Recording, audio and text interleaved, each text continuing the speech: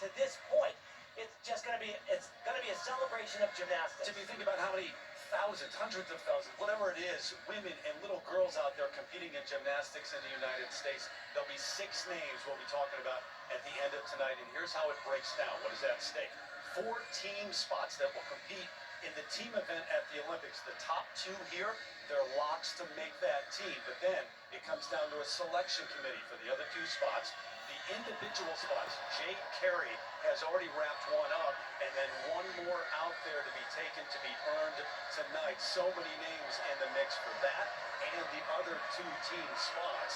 And at the Olympics, that team final, you'll have 4 members on the team, but 3 of them chosen, and then all 3 of the scores count towards the team total. So even more pressure because all 3 of those count.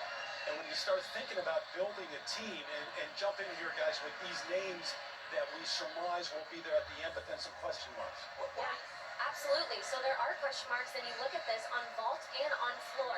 And where those question marks are, it's Suni Lee, who is exceptional on the Anita bars and fantastic on beam, but her 2 weakest events are vault and floor. Yeah, absolutely. There's no question. I mean, they could win the Olympics with 3 gymnasts. Let's just put that right out there. But if you want to say, where could you get a couple more tenths here and there, that position, there's a lot of people that are in the running for that.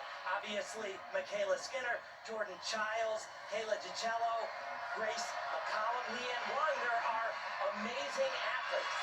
So you're talking about filling those team spots, and at least in part based on your needs, where you may need that 3rd person on floor or on vault, but that individual spot that is out there. Remember, Jade Carey has already qualified. That was the World Cup apparatus final, so she earned a spot. She came here. If she had finished in the top 2, you say she could take a team spot, but right now that's not realistic. But those other names in the mix for that individual spot, as we get a look at the 5-time medalists at the Rio Olympics, 4 of them gold medals, and yes, the greatest of all time. That's our little bonus. We get to watch Simone Biles tonight. Yeah, one of the big reasons that we've got 21,000 people here inside the dome.